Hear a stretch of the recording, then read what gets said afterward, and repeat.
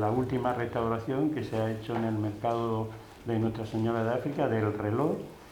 Ahora estaremos procediendo a la impresión de la siguiente restauración que ha hecho, que es el reloj del antiguo edificio de arte y oficio en la Plaza Ireneo González en Santa Cruz. Bueno, y suma y sigue, ¿no?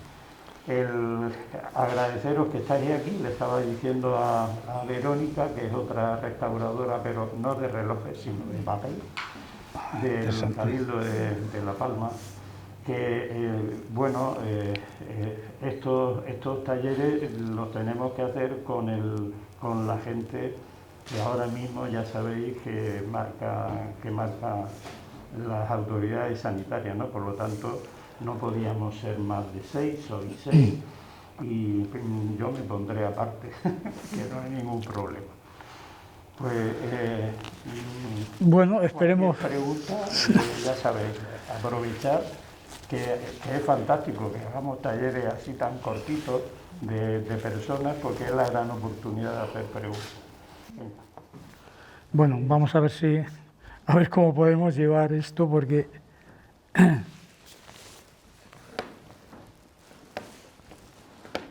bueno, mi nombre es Abelino Moreno y pertenezco a la unidad de relojes históricos del CICOP, y les quería hablar sobre la importancia de los relojes mecánicos y su conservación. Lo voy a hacer en base a 3 preguntas. ¿Qué es un reloj mecánico? ¿Por qué debemos conservarlo? ¿Y cómo debemos intervenir? Bueno, a la pregunta ¿qué es un reloj mecánico? Yo les puedo decir que un reloj mecánico es ya una pieza histórica.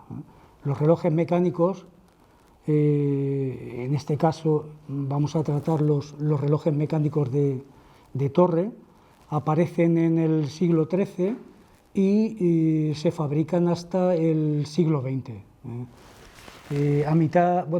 Pasada mitad del siglo XX, en los años 60, pues aparecen los relojes eléctricos. A partir de entonces, los relojes eléctricos son mucho más baratos que los relojes mecánicos. No solo son más baratos en la compra, sino que son más baratos también en el mantenimiento. Entonces, a partir de ahí, todos los relojes mecánicos que se van a montar en las torres, en los relojes públicos, van a ser relojes eléctricos. No solo eso, sino que en algunos casos, cuando ya hay problemas con los relojes mecánicos, lo que hacen es que los sustituyen directamente por relojes eléctricos. ¿Por qué debemos conservarlos? Bueno, simplemente porque forman parte de nuestro patrimonio. Y la tercera pregunta, ¿cómo debemos intervenir? Pues utilizando todos los métodos de conservación y restauración que utilizamos para cualquier bien del patrimonio histórico. Hemos dicho que los relojes mecánicos aparecen ya en el siglo XIII, ¿no? Pero hasta el siglo XIV no aparecen las primeras evidencias documentadas sobre este tipo de relojes, ¿no? En 1327, un monje inglés, Richard de Wallingford, presenta su tratado de relojería y astronomía, y se puede decir que este es el momento en que se empiezan a documentar este tipo de relojes, ¿no? Estos relojes mecánicos en esta época pues tienen un aspecto similar a este, ¿no? Es como una especie de jaula, es un armazón donde van unos engranajes que se mueven como consecuencia de un peso. Un peso pone en marcha esos engranajes, y en la parte final de los engranajes, en el último engranaje, pues hay un sistema de regulación, ¿no? Es el que va a regular la marcha, la velocidad a la que giran estos engranajes, ¿no? En este caso es una especie de balancín, es un regulador que se llama foliot. Bueno, tiene este movimiento, tiene un movimiento de balanceo.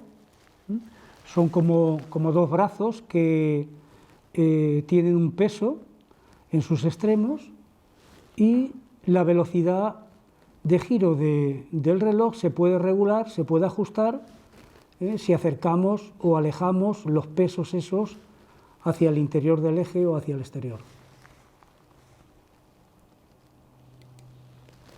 Hay que decir que estos relojes no son nada precisos, ¿no? Son relojes que varían mucho, y que perduran durante más de 300 años. Conviven con los relojes de sol, los relojes de sol que estaban también en las torres, pues bueno, los van a tomar como referencia para de vez en cuando ajustar la hora. Hemos dicho que estos relojes no son nada precisos, ¿no? En este momento, los relojes, este tipo de relojes, no tienen esfera donde reflejar las horas con las agujas, sino simplemente lo que hacen es que tocan las campanas en una señal horaria, ¿no? Después ya es cuando se va a incorporar también la esfera. Durante este tiempo, que son, hemos dicho, durante más de 300 años en que está este sistema de regulación que se llama Folliot, hay personajes tan importantes como Leonardo da Vinci, que trabajan este tipo de mecanismos, intentan de mejorar este tipo de mecanismos para conseguir mayor precisión. Aquí en esta página del Códice de Madrid de Leonardo da Vinci, de 1493, a la izquierda podemos ver uno de estos sistemas Folliot.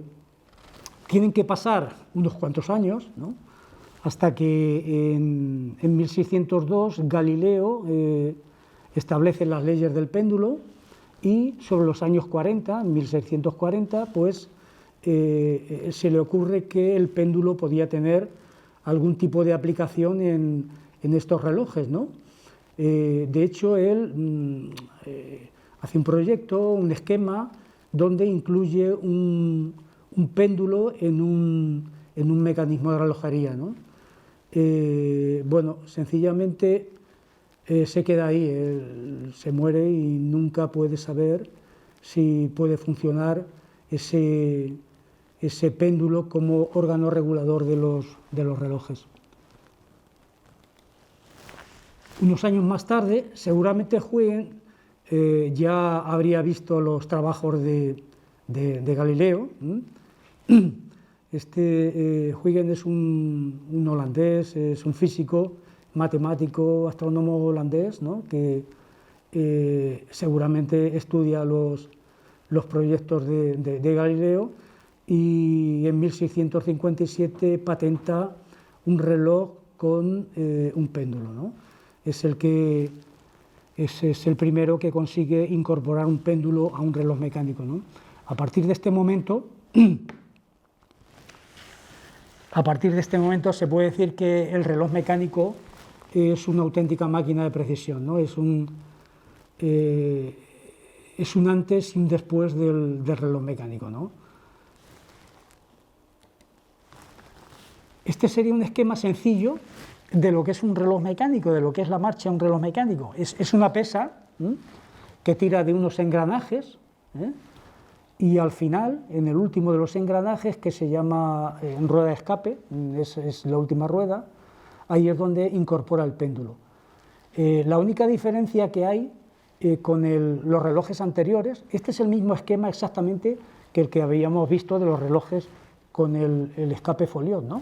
Pero en este caso, en lugar del escape Folliot, lo que hace es introducir el péndulo, ¿no? Y este sería un poco el mecanismo del funcionamiento del péndulo, ¿no? El péndulo, al final, en la parte superior, incorpora una pieza que se llama áncora. Es la que ven que se mueve de forma alternativa a la izquierda y a la derecha, y lo que hace es que va frenando y va soltando esa rueda escape, que es la última rueda de todos los engranajes del reloj, ¿no? En la parte inferior del péndulo llevaría un peso, en relojería se llama lenteja, es una especie de disco con peso y que se puede regular, ¿no? Tiene un tornillo, tiene una varilla roscada y tiene un tornillo para poder elevar y bajar ese peso, ¿no? Con eso se consigue que el centro de gravedad del péndulo se eleve o descienda, ¿no? Se consigue que el péndulo sea más pequeño, elevándolo, con lo cual el reloj iría más rápido. Si hacemos descender la lenteja, el péndulo se alargaría y el reloj iría más lento. Entonces, es un sistema de auténtica precisión, es un regulador, bueno, pues que se sigue utilizando en la actualidad, ¿no? Bueno, a partir de aquí, el reloj mecánico, bueno, va a mantener un esquema, ¿no? Hemos hablado de la parte de marcha del reloj, ¿no? El que va a dar movimiento a las agujas, pero hay otra máquina, hay otro mecanismo paralelo que es el mecanismo de sonería, ¿no? Entonces, existe un mecanismo que da marcha al reloj, que es por el cual vemos la hora en las agujas, en la esfera, y luego hay otro mecanismo que es el que hace sonar las campanas. Los dos mecanismos tienen una fuerza motriz autónoma, ¿no? Cada uno tiene su peso. Lo que pasa es que en un momento determinado, cuando llega a las horas en puntos, se sincronizan. La máquina, el mecanismo de las horas, de la marcha, pues da entrada al mecanismo de las campanas para que suene, ¿no? A la izquierda, bueno, casi no se ve, ¿no? Es una imagen del siglo XV, es un reloj de torre, ahí ya aparecen los dos pesos, ¿no? Uno sería el de la marcha del reloj, el de la izquierda, que prácticamente lo único que se ve es la esfera y las agujas, y a la derecha sería el mecanismo de las campanadas, ¿no? Bueno, representa perfectamente lo que es un mecanismo de las campanadas actuales. Estamos hablando de una imagen del siglo XV, ¿no? Tiene su campana, su martillo, en fin, todo. Tiene incluso un mecanismo que se llama venterol, por el cual se puede regular la cadencia del toque de campanas, ¿no? O sea, es un mecanismo ya muy completo, ¿no? En la parte del centro es donde vemos los dos mecanismos. Bueno, no sé si prácticamente ni se ve. El de la izquierda en azul sería el mecanismo de las campanadas, el de la derecha en rojo es el mecanismo de la marcha, el que mueve las agujas. Esto es una ilustración de la enciclopedia de Diderot, y a la derecha pues vemos un esquema de la Torre de la Concepción, donde aparece la esfera del reloj en la parte superior. En el interior, el mismo nivel que la esfera, estaría la máquina dentro de la torre, y a lo largo de ella se desprenderían las pesas, ¿no? Las dos pesas, que son las que van a mover la marcha del reloj y la sonería. La unidad de relojes históricos pues se crea en el 2013, y bueno, nos vamos a encargar principalmente de los relojes mecánicos, ¿no? La primera idea es catalogar todos aquellos relojes que tenemos en las islas, ¿no? Los relojes que tenemos en las torres. Después, conservar aquellos relojes que están funcionando todavía, hay algunos funcionando. El más importante es el el de la Catedral de la Laguna, es un reloj importantísimo, el más antiguo, es de 1751, es una joya auténtica. Y después, bueno, intentar recuperar todos aquellos que han dejado de funcionar y que se encuentran por ahí arrinconados, almacenados, olvidados. En fin, esa es un poco la idea de la unidad de relojes históricos. Bueno, nos encontramos relojes, ¿no?, como este. Es un reloj, este es el reloj de la torre de la iglesia de San Juan de la Rambla. Es un reloj que ya ha sido sustituido por un reloj eléctrico y bueno, simplemente lo han desconectado y lo han dejado ahí, ¿no?, un poco abandonado a su suerte, ¿no? Y bueno, el grado de oxidación que tiene es tremendo, ¿no? Este es otro reloj, pues igual, también ha sido sustituido por un reloj eléctrico y el reloj se ha dejado ahí en su torre. Este es el de la iglesia de los Llanos de Ariane, en La Palma. Además de la agresión del óxido normal, pues aquí también ha sido agredido por las palomas, ¿no? Este ya es un poco un grado sumo, ¿no? Y es el reloj de la iglesia de la Concepción de la Laguna, ¿no? Este es un reloj que se sustituyó también por un reloj eléctrico en los años 70 y es un reloj de gran formato, muy grande. Entonces se ve que no lo quisieron dejar en la torre y para bajarlo hubo que desmontarlo, ¿no? Entonces se almacenó de esta forma, pues con el riesgo que supone, con el paso de los años, pues que alguna pieza se despiste por ahí, ¿no?, y se pierda, ¿no?, como de hecho así ha ocurrido, ¿no? Bueno, el problema es cuando llegamos a una torre y simplemente no hay reloj, ¿no? Simplemente el reloj ha desaparecido. Ese ya sí es un problema, ¿no?, porque es totalmente irrecuperable. Bueno, afortunadamente hemos podido intervenir hasta ahora en estos cuatro relojes, ¿no? El primero sería el de la torre del Instituto Cabrera Pinto, ¿no?, de aquí de La Laguna. Es un reloj que se desmontó y bueno, lo hemos podido intervenir. El reloj de la iglesia de la Concepción de La Laguna. Y después, aquí a la derecha, vemos el reloj del mercado Nuestra Señora de África, que es el que tienen ustedes ahí en el folleto en el librito.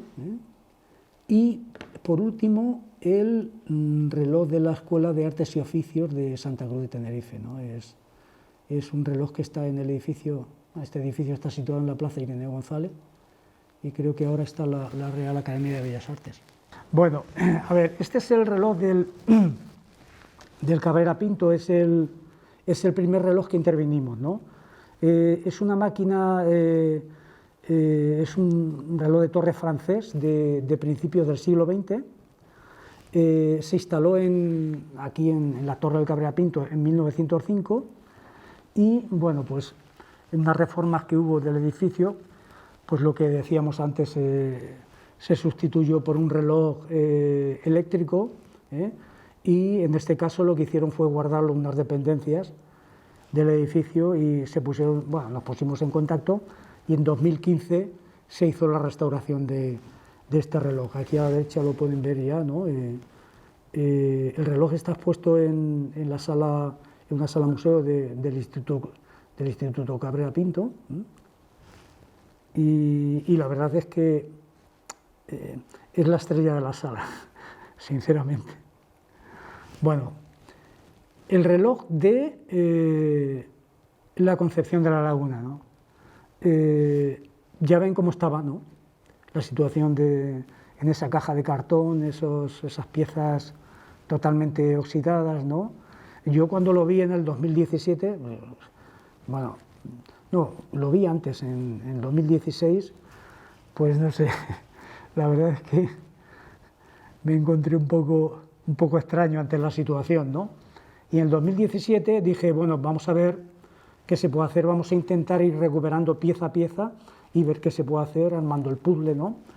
Y bueno, pues aquí a la derecha ya lo pueden ver que está montado en el 2020, este mismo año, pues se ha terminado de restaurar.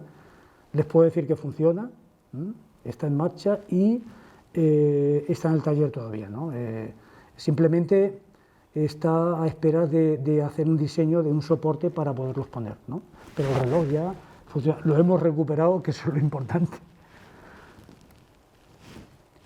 Este es el reloj del mercado de Nuestra Señora de África, de Santa Cruz.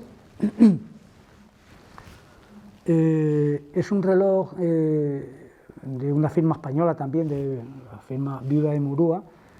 Es de 1943, se instala cuando se inaugura el edificio del mercado, y en el 2018 pues deciden que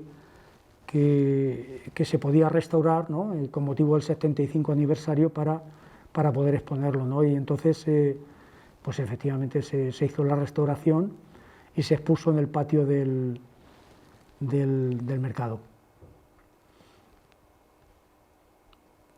Bueno, llegado a este punto, como además tienen los libritos, bueno, está íntegra la información de la restauración, de la intervención que se hizo, me parecía interesante ponerles un ejemplo de restauración, ¿no?, sobre precisamente la información que tienen ustedes, ¿no? Entonces, pues me parecía interesante explicar un poco poner un ejemplo con la restauración de este reloj del mercado, ¿no? ¿Qué es lo que hacemos, no? Bueno, este reloj, al igual que en la mayoría, pues se sustituye por un reloj eléctrico y la máquina se almacena. Bueno, eso no es la mayoría, hay muchos relojes que han terminado desaparecidos, ¿no? Pero bueno, afortunadamente algunos, lo que nosotros hemos podido intervenir, la máquina se había guardado, ¿no?, de aquella forma, pero se había guardado.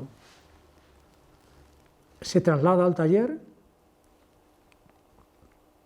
y, bueno, pues vamos a empezar la restauración. Yo cuando trabajo en estos relojes, pues siempre me marco unas pautas y me organizo en 3 fases, ¿no? Yo hago la división de la intervención en 3 fases.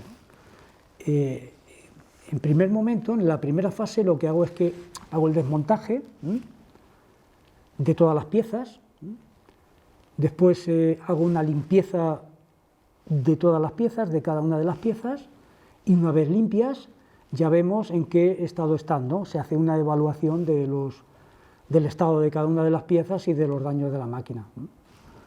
En una segunda fase, es una fase ya propiamente de restauración, lo que se hace es ya reparar todos aquellos elementos defectuosos, hacer las rectificaciones que haya que hacer, añadir, fabricar las piezas que le faltan, y un poco esa...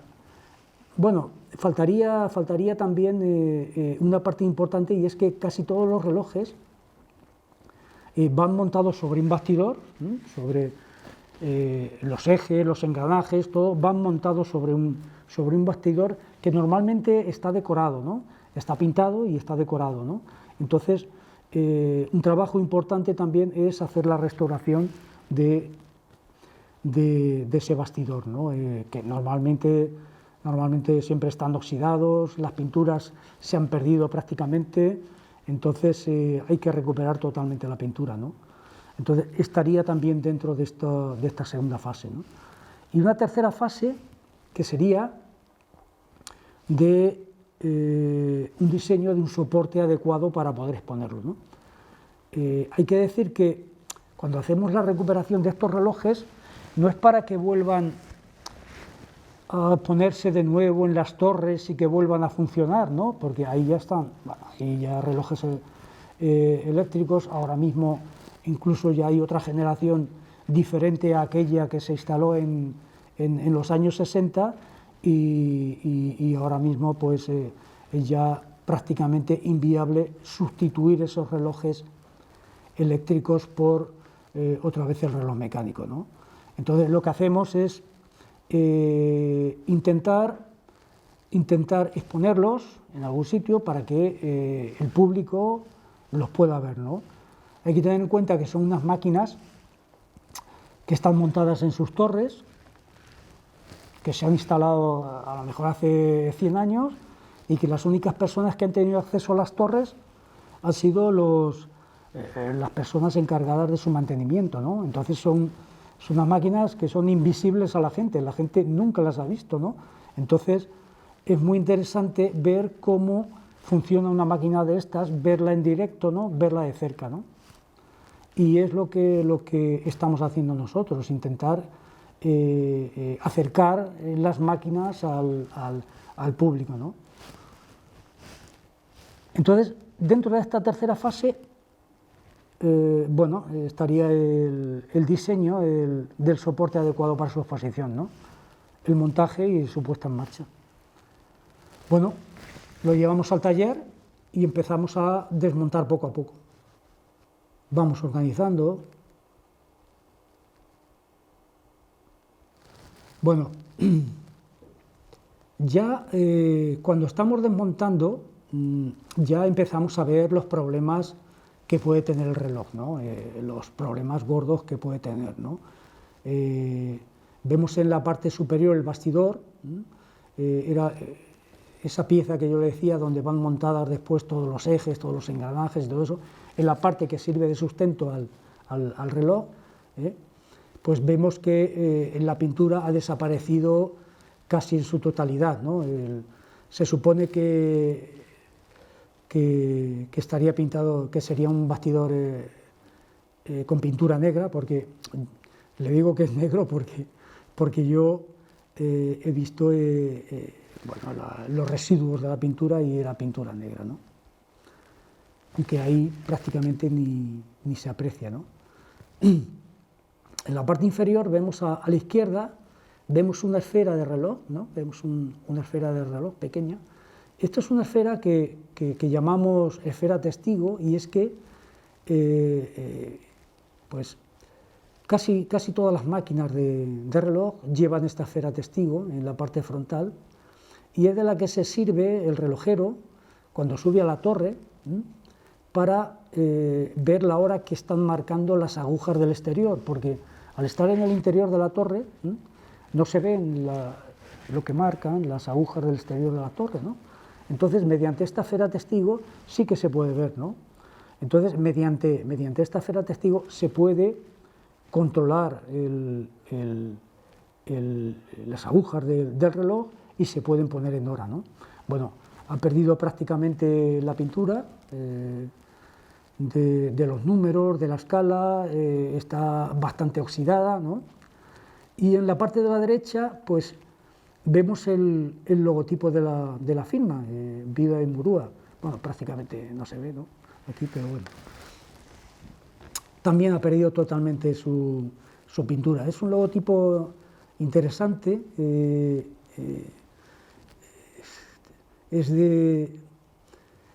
tiene un relieve y hay un juego de claro-oscuro con el relieve, ¿no? Lo que pasa es que en este caso simplemente le falta toda la pintura. Ya después lo podemos ver en la restauración cómo queda, ¿no? Bueno, aquí nos encontramos con un problema grave, es que prácticamente, bueno, hay un tornillo que se ha roto la cabeza, se ha roto además a ras, ¿no? Y nos dificulta incluso el desmontaje, ¿no? Este será un problema, ya vemos que es un problema grave a resolver, ¿no?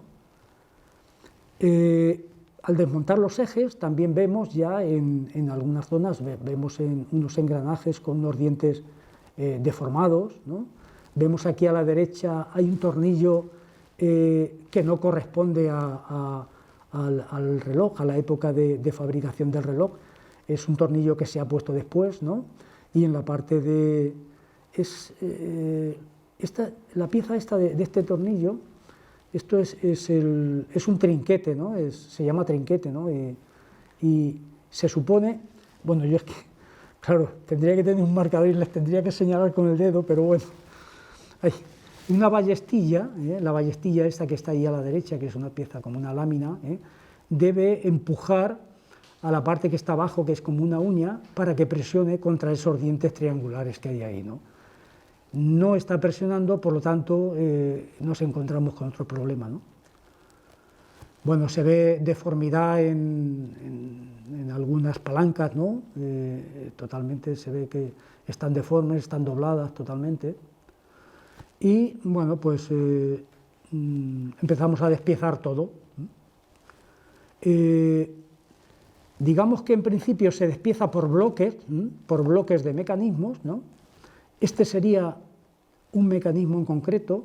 Este es un mecanismo que sirve para transmitir el movimiento de las agujas desde la máquina a las esferas, ¿no? Entonces, ven ahí arriba que tiene como 4, bueno, no se ven 4, ¿no? Se supone.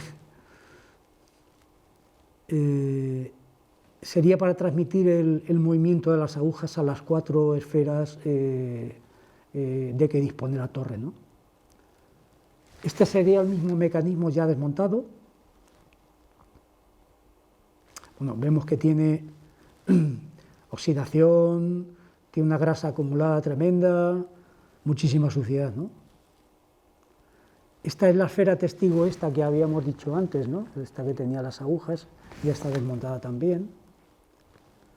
Este es otro mecanismo que, ven aquí a la derecha una rueda muy curiosa, esta se llama rueda caracol, es la que va a determinar que las campanadas toque la 1, las 2, las 3, las 4, ¿no? Depende de donde esté, también está totalmente desmontado, ¿no? Las palancas, ven que se va desmontando pieza a pieza. Este sería el mecanismo de la sonería, ¿no? Lo desmontamos por completo también.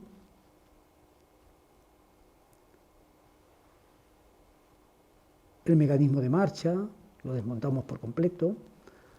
Este es el mecanismo de... Antes habíamos hablado del péndulo, ¿no? Aquí a la derecha podemos ver una rueda como, bueno, con unos dientes raros, un engranaje raro. Esa sería la rueda de escape. Y a la izquierda podemos ver, bueno, parte de lo que es el áncora, ¿no? Lo que hemos dicho que donde se enlazaba el péndulo y era lo que iba soltando la rueda de escape para la marcha del reloj. Bueno, una vez que tenemos todo ya totalmente desmontado, pues sí, empezamos con la limpieza, ¿no? Vamos limpiando cada una de las piezas, eliminando el óxido, la suciedad, todas las grasas esas acumuladas.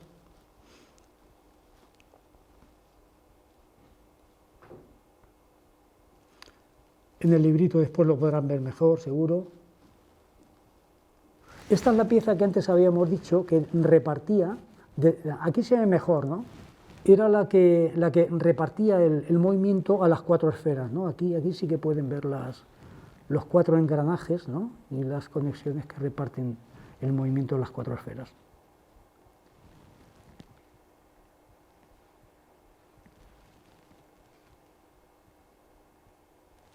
Bueno, aquí ya está montada, hemos montado el mecanismo este del áncora, que lo ven ahí en la parte de arriba, después la rueda esta extraña, la rueda de escape, y después a la izquierda donde se engancha el péndulo, ¿no? Donde va a ir el péndulo.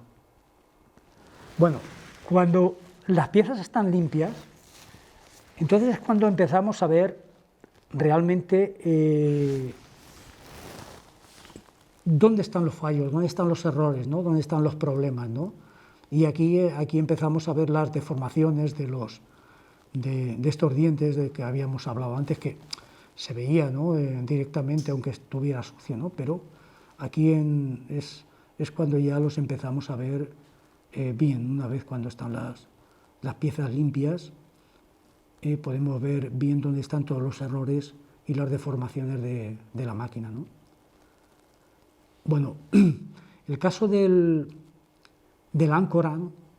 Este es un problema importante porque las marcas que ven abajo, a la izquierda y a la derecha, son marcas de desgaste, ¿no? Son marcas de desgaste, ¿no? Entonces es un problema grave que tenemos que resolver, ¿no? Si no, el reloj no funcionaría, no lo podríamos volver a funcionar, ¿no? Entonces, esto es uno de los mayores problemas que tenía este reloj, ¿no? Bueno, esta es la varilla del péndulo. El péndulo está formado por dos piezas. Una es la varilla, una varilla de madera, y abajo habría un disco, que es lo que antes he dicho que llamábamos lenteja, ¿no? Es un disco de hierro fundido, que es el que se regula es el que se ajusta para regular la marcha del reloj. Bueno, pues aquí tiene un ejemplo de cómo está la varilla del péndulo, que es de madera, está totalmente desescamada, con falta de hidratación. La esfera testigo esta, ¿no? La esfera testigo, al final, después de limpiarla, pues vimos que había tenido en origen un baño de plata, pero le faltaba prácticamente su totalidad. Entonces, al desmontarla, vimos que en partes de la escala circular, pues había como residuos de este baño de plata, ¿no? Por supuesto, la pintura negra de los dígitos ha desaparecido prácticamente. Y bueno, una vez que terminamos la limpieza, lo que hacemos es pues una evaluación de los problemas encontrados, ¿no? Hacemos un listado de los problemas encontrados y luego aquí es donde se inicia la segunda fase, ¿no? Que es la de solución de problemas, restauración, en definitiva. Bueno, lo primero que hicimos en el caso de este reloj, y bueno, casi normalmente lo que se ha hecho en el resto de los relojes que hemos intervenido, lo primero es intentar restaurar el bastidor, que es la base donde va a sustentar todos los mecanismos, ¿no? Entonces, en el caso de este bastidor, pues tenía muchísima suciedad y tenía muchísima grasa acumulada. Hubo que limpiarlo totalmente, eliminar la grasa, eliminar el óxido, y ya cuando tenemos el hierro a la vista, son normalmente de hierro fundido. Cuando tenemos el hierro a la vista, lo que hacemos es que le aplicamos primero un tratamiento antióxido, ¿no? para prevenir la oxidación, y después una pintura de base que normalmente llevan, es una pintura negra. En este caso se aplicaba normalmente una pintura al aceite negro, y una vez aplicada la pintura esta negra se perfilaba en dorado, ¿no? Había siempre una parte decorativa del bastidor, que en este caso, que es un reloj de los años 40, pues la verdad es que no tiene mucha decoración, ¿no? Pero en relojes anteriores, relojes de finales del XIX y principios del siglo XX, tiene muchísima decoración dorada, ¿no? Es muy, muy importante la decoración que tiene. Bueno, seguimos con la restauración. En este caso reparamos el problema que tenía del trinquete. Ven a la izquierda, ¿no? En el esquema que les hice aquí, ven a la izquierda el tornillo que está en la parte de arriba, que era inadecuado. Es un tornillo que se había puesto posterior, y después bueno, se eliminó este tornillo, se puso otro tornillo y se hizo la rectificación para que ya el trinquete ven aquí a la derecha como va a su lugar y hace su función, ¿no? En el caso del logo de la firma, es un logo muy bonito, jugando con el claro oscuro y los relieves, ¿no? Bueno, pues hicimos también la aportación de la pintura. El péndulo, ven el disco este que está arriba, ¿no? Es en 3 fases, ¿no? Bueno, abajo tienen la imagen completa del péndulo, la varilla de madera y la lenteja, el disco, ¿no? El disco de hierro. Es un disco de hierro fundido que pesa 7 kilos, pesa un montón, 7 kilos, ¿no? Bueno, pues estaba también oxidado, le faltaba la pintura y tal. Bueno, lo que se hace es dejarlo totalmente limpio, se quita la pintura y se quita la pintura. Bueno, en un cuadro a nadie se le ocurriría quitar una pintura, ¿no? Pero en el caso de los relojes, en el caso de los discos, de los péndulos, en el caso de los bastidores, bueno, hay que pensar que la pintura que tienen es sobre todo una pintura de protección del hierro, ¿no? Entonces, en casi todos los casos que nos hemos encontrado, pues resulta que el óxido se ha metido entre la superficie del hierro y la pintura, con lo cual lo que hay que hacer es eliminarlo por completo. Así es que, pues bueno, como no están pintados ni por Picasso ni por Leonardo, pues bueno, eliminamos totalmente la pintura que tiene, dejamos el hierro puro, ¿no? y volvemos a pintarlo de nuevo, ¿no? Bueno, este es un antes y un después del péndulo, de la varilla del péndulo. Lo que hemos hecho ha sido, básicamente, hidratar y nutrir la madera, ¿no? Con cera de abejas, ¿no? Y ya está, ¿no? Y fíjense el cambio que ha pegado, ¿no? El áncora, ¿no? El áncora era quizá el mayor problema que podía tener este reloj. Las paletas del áncora estaban totalmente desgastadas, ¿no? Entonces, afortunadamente, este tipo de áncora, si ven que tiene como unas, las paletas, que son los dos trozos estos semicirculares que tiene en un lado y otro, están sujetos por tornillos, ¿no? Bueno, pues se puede aprovechar la parte posterior, ¿no? Entonces, yo lo que hice simplemente es dar la vuelta y aproveché los otros extremos de las paletas del áncora. Entonces, no toqué, bueno, dejé totalmente tal y como estaba el desgaste, ¿no? Y simplemente lo que hice es cambiarlas, ¿no? Y utilizar los extremos que estaban limpios, que estaban nuevos, ¿no? El problema es que pues, había que darle el ángulo adecuado para que después pudiera funcionar correctamente, ¿no? Y bueno, son piezas de acero, no se pueden limar, ¿no? Hay que hacerlo con abrasivo y hay que tener muchísimo cuidado para que no pierda el temple. Es posiblemente la mayor dificultad que tenía de la restauración de este reloj. La esfera estaba totalmente, bueno, oxidada, había perdido el baño de plata, que tenía, los números estaban prácticamente desaparecidos. Entonces, bueno, lo que se hizo es limpiar por completo a la esfera, se limpió, se dejó la chapa de latón, tal y como estaba en origen. Se le dio un baño, yo le di un baño electrolítico de plata. Bueno, les tengo que confesar que utilicé un pendiente de plata de mi mujer para darle el baño y bueno, después ya fui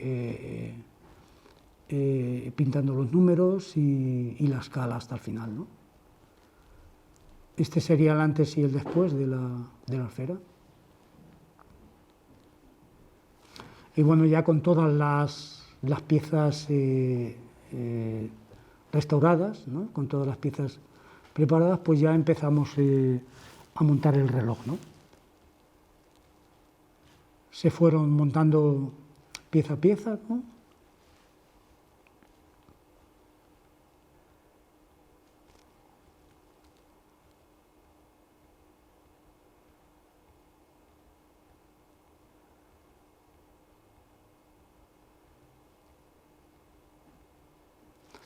Y ahora llegaba la hora de la verdad. ¿Funcionará o no funcionará? Bueno, afortunadamente funcionó, ¿no?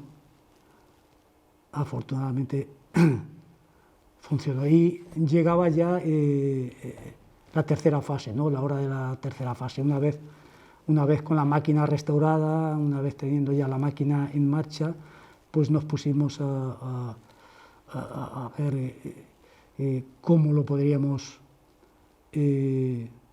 exponer, ¿no? Bueno, yo a la hora de hacer el diseño del soporte tengo en cuenta dos aspectos, ¿no? Un aspecto de funcionalidad, ¿no? del soporte, ¿no?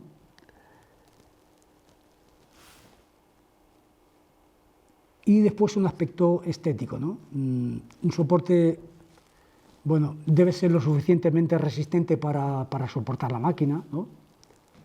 Te debe proporcionar una visibilidad completa de la máquina, ¿no?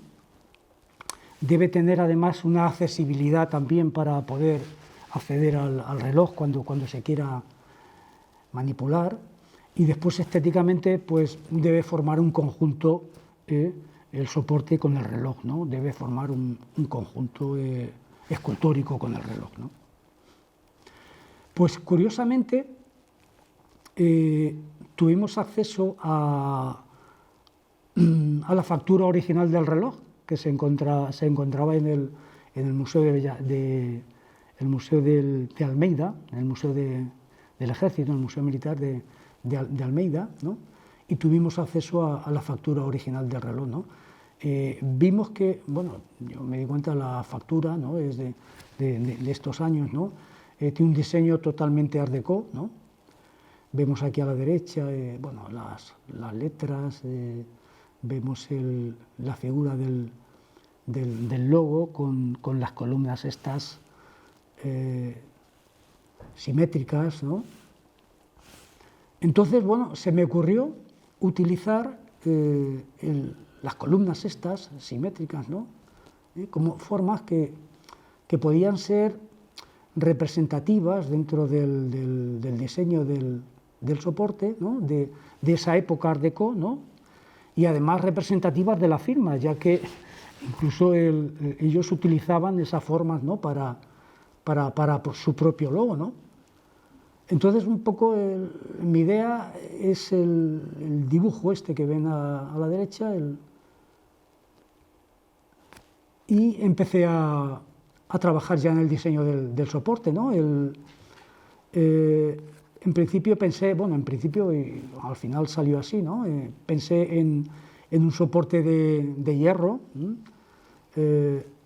A la vista era ligero, visualmente era ligero, ¿no? Pero era hierro macizo y era lo suficientemente resistente para aguantar la máquina del reloj, ¿no? Entonces pensé en una estructura de hierro a la que se le añadiesen después las columnas estas a los lados en madera, y después el reloj, ¿no?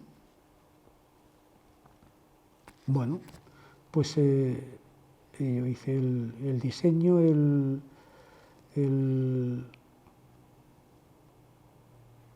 dibujo, las vistas, ¿no? para hacer el trabajo. Este sería las maderas. Este es un poco, sería ya una perspectiva de las maderas y el soporte de hierro, ¿no? Y esta ya es una foto real del soporte, cómo quedó después de hacer el soporte de hierro, ¿no? Hay que decir que pues bueno, hubo que acristalarlo también, con lo cual, pues bueno, pues la idea permanece, ¿no? Pero bueno, la estética cambia un poquillo. Y aquí es donde ya quedó expuesto el reloj en el patio del mercado. Yo tengo que decir que no es el mejor sitio de exposición de una pieza así, ¿no? Porque aquí le da el sol, ¿no? Y bueno, pues ya sabemos lo que pasa con las cosas que están expuestas sobre todo a las temperaturas del sol, ¿no? Que terminan. Y bueno, esto es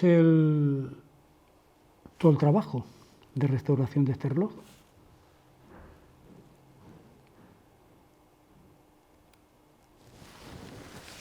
Ya está. El próximo, ahora estoy trabajando con el reloj de la Plaza Ireneo González, ¿no? de la antigua Escuela de Artes Aplicadas. Es un reloj más antiguo que este, es un reloj de finales del 19, ¿no? Es un reloj francés. Es de un formato un poco más pequeño que este, pero es un reloj que es muy interesante. Ya está restaurado, está a falta de hacer el soporte también, así es que bueno, hemos intervenido en 4 relojes de torre. La verdad es que el balance es bastante bueno desde que se crea la unidad de relojes históricos en el 2013 hasta ahora. Hemos hecho 4, casi era algo impensable, ¿no? Y esperemos seguir. Está claro, Avelino, cuando empezó la unidad de relojes históricos, uno de los objetivos precisamente era el de la catalogación de los relojes en el archipiélago. Bueno, esto sigue siendo una asignatura pendiente, ¿no? Eso es. Los catálogos normalmente están incidiendo, como es habitual, en la arquitectura, en el patrimonio industrial menos, etnografía, arqueología, pero como bien ha dicho Avelino, de los relojes los tenemos absolutamente olvidados. Nos falta cultura de toda la maquinaria. Ya no solamente de eso, sino de los de sol, exactamente igual, ¿no? En eso estamos empeñados. Ahora conocéis lo del gestor de patrimonio cultural de la Fundación y conforme Avelino va haciendo esas restauraciones, vamos incorporando el documento que tenéis ahí, pero aparte de eso, el interés está en catalogarlo, o sea, que se sepa que en no sé qué torre está el reloj. Eso es interesantísimo, sí. Es una asignatura pendiente, sí. Yo eso casi lo he tenido un poco olvidado, ¿no? Porque es que me he centrado sobre todo en trabajarlo, ¿no? En meterme en taller, en trabajarlo, y lo otro como que se me ha olvidado un poco. Antes hemos visto uno de los llanos de Aridane, ¿no? Y es una fotografía de 2014 que un compañero nos envió un compañero de la unidad, ¿no? Y estuvo allí en La Palma, lo visitó y subió. Y yo no sé si después del 2014 creo que hubo algún tipo de reforma en esa torre, y no sé qué pasaría con ese reloj. Tengo interés, tengo curiosidad por saber.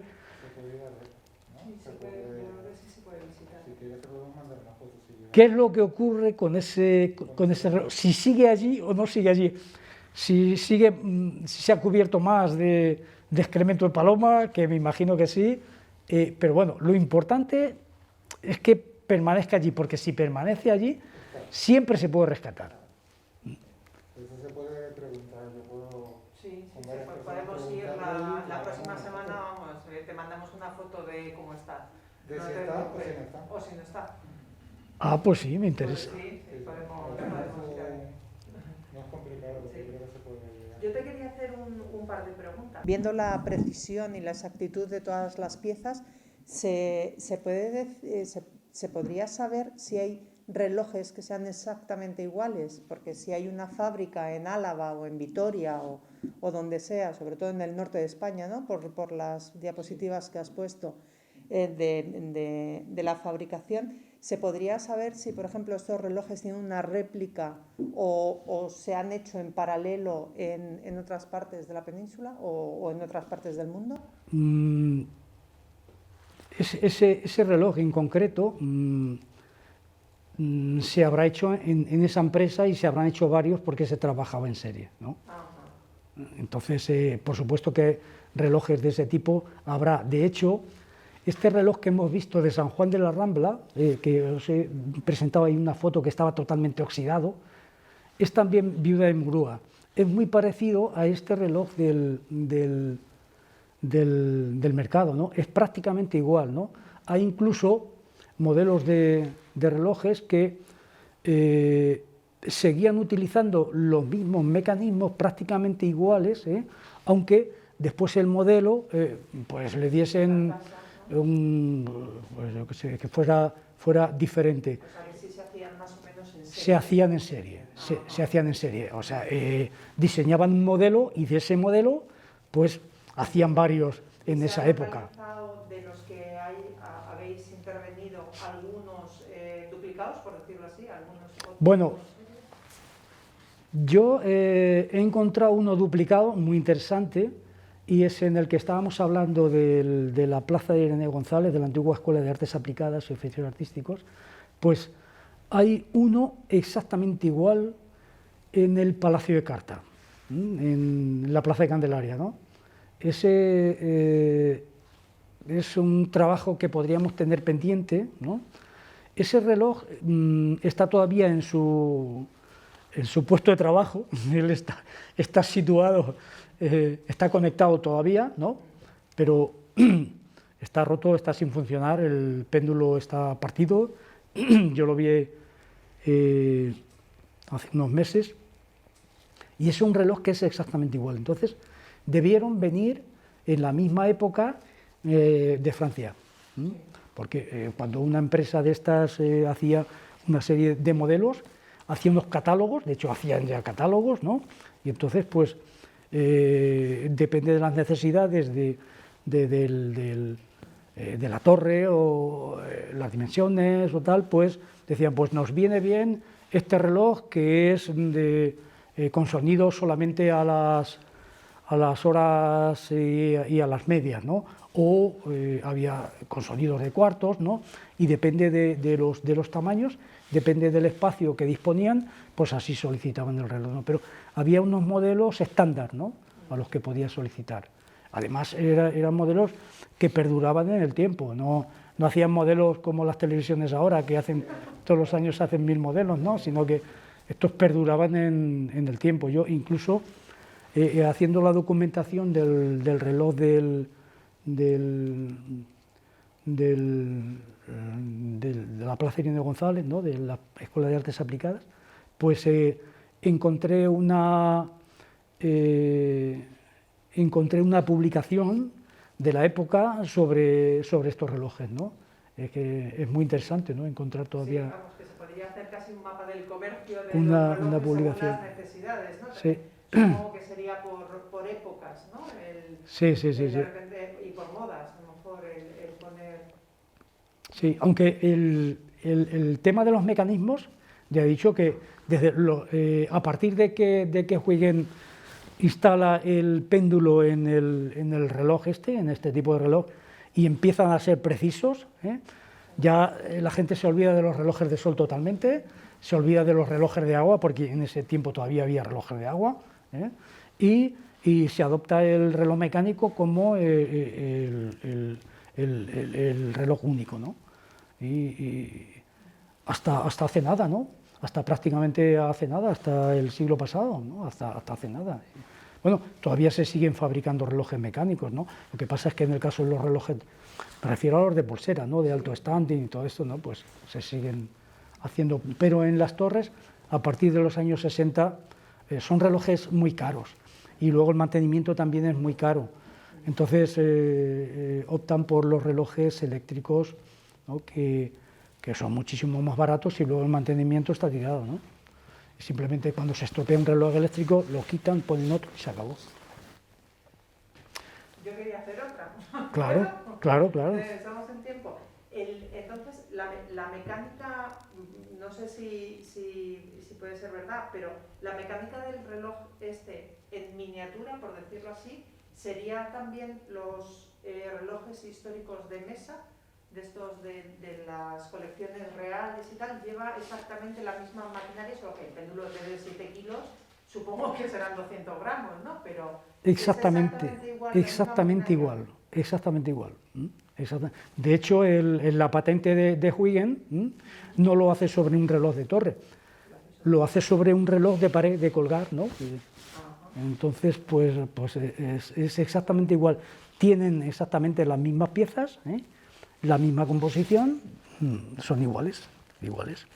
Solamente cambia el tamaño de las piezas, ¿no? Claro, sí, por eso. En vez del péndulo que nos has contado de 7 kilos, será un péndulo un poquito más...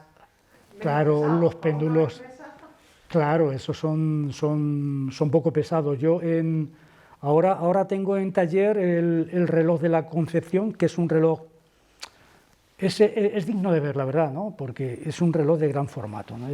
Casi mide 2 metros, ¿no? Es 1,80 tiene de largo, ¿no? Y tengo también el de la Plaza Irene González, que es un reloj más pequeño.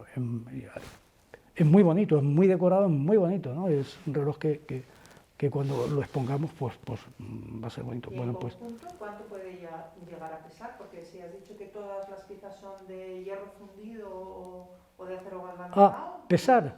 ¿Pesar? Pues mucho, ya. Mucho, ¿no? Y más contando después con... Hombre, lo que pasa es que el reloj de la Concepción, ahora mismo lo tengo montado en casa, ¿no? Lo tengo montado en el taller, ¿no? Pues para trasladarlo a la iglesia donde se vaya a exponer hay que desmontarlo totalmente.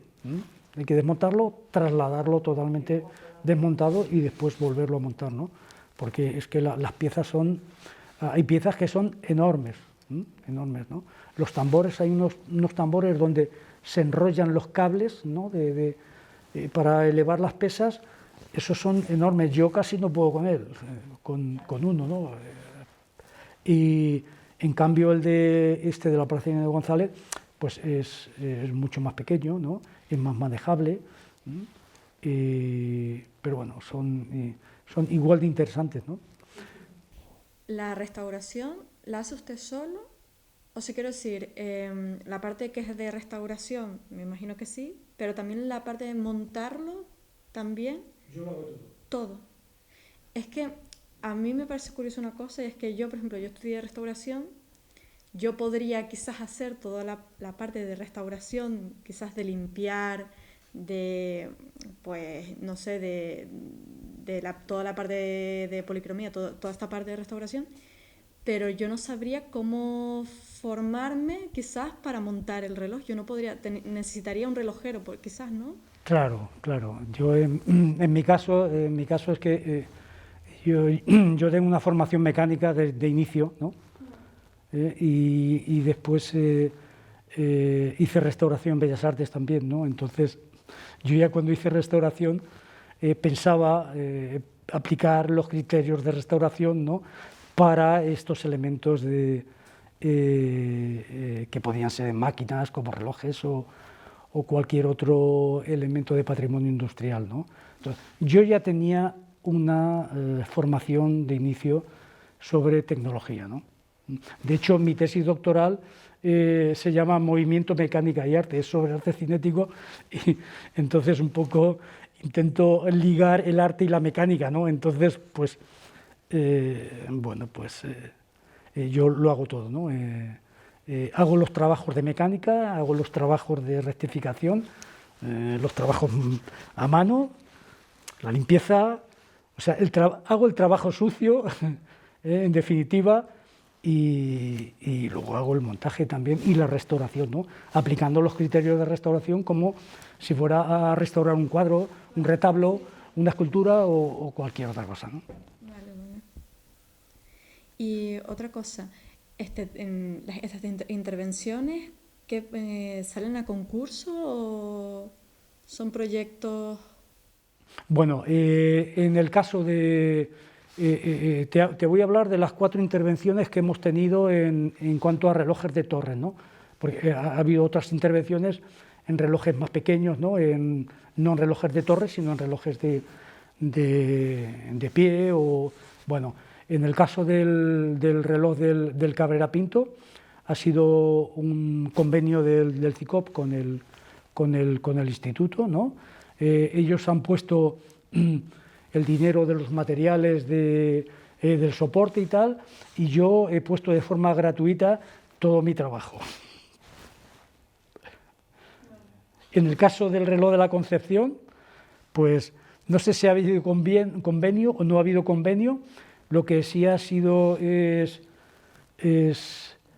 un reto personal de ver esa chatarra que está ahí metida en esos cajones de cartón y tirados por el suelo, intentar ponerlo en marcha. Ahí no sé si ha habido convenio o no, pero eso ya te digo que me va a costar dinero. Y hay un convenio de la fundación nuestra con el obispado.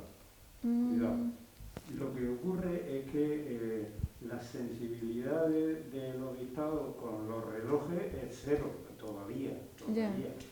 Es toda una actitud personal de Avelino, lo que ha impulsado un poco toda la unidad, ¿no?, que se ha creado, ¿no? Pero con el Ayuntamiento de Santa Cruz se hizo un convenio para la restauración del reloj de la Plaza de Ireneo González, para la restauración del reloj del Mercado Nuestra Señora de África. Sí, en el caso de... Prácticamente se van consiguiendo por actitudes institucionales.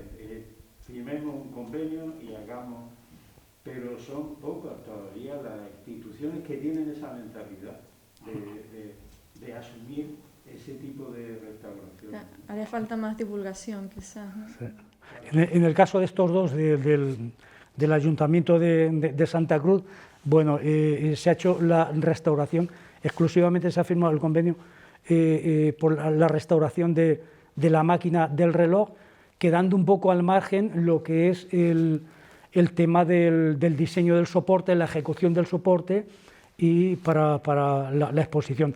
En ese caso, bueno, yo me presto de forma voluntaria y de forma gratuita a hacer el diseño y la fabricación, la elaboración del soporte. Ahora mismo, precisamente, estamos intentando hacer el soporte de la plaza de Ireneo González y hay un problema grave, y es que el Ayuntamiento solamente puede comprar material a Sagrera Canarias, y Sagrera Canarias resulta pues que no tiene pues los elementos y la madera que yo, por el diseño que yo he hecho del soporte es de 9×9, pues resulta que no tiene, que es de 7×7, con lo cual pues yo ya me veo un poco, en fin.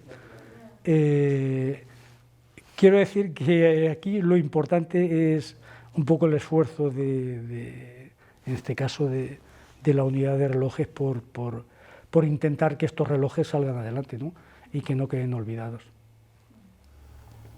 Bueno, pues si no tenéis más preguntas, salimos ordenadamente para que no... y recibiréis en vuestro correo electrónico, siempre hacemos un certificado de asistencia, bueno que lo tengáis de todas formas, aunque sea de recuerdo, otros lo necesitan, si tardamos un poco más en salir, lo vamos a tener que imprimir para salir. Pues muchas gracias a todos y hasta la próxima, que estamos terminando un poco el programa de actividades del 2020, que ha tenido sus dificultades por los motivos de la pandemia, pero el día 15 nos reuniremos, lo tendremos que hacer en la universidad porque aquí no da el espacio, pero tendremos una reunión de expertos muy interesante. Está la presidenta del ICOMOS de España, el rehabilitador del Centro Histórico de Madrid, varios arquitectos a nivel de Tenerife y del archipiélago importantes, y de lo que se trata es de hablar sobre el estado de la cuestión, que hay mucho para hablar, ¿no? Simplemente os diré que tenemos una serie de incompatibilidades manifiestas creadas por la propia ley de patrimonio del Gobierno de Canarias, que hace en algunos casos inviables las actuaciones, pero está muy bien, pero la realidad social hace que no. Todas estas personas que vienen para un poco debatir, y una de ellas es la presidenta del ICOMOS de España, que tiene que ver con las ciudades patrimonio mundial y todo eso. Todas las ciudades patrimonio mundial, Avelino, tiene serios problemas de gestión, porque la gestión en el papel está muy bien, según las normas, los criterios, pero ahí vive gente y se hacen incompatibles cantidad de situaciones, y es conveniente hablarlas, ¿eh? En eso estamos. Ya de esa reunión habrá unas conclusiones que os las haremos llegar, ¿de acuerdo? Pues gracias a todos. Gracias. Bueno, gracias.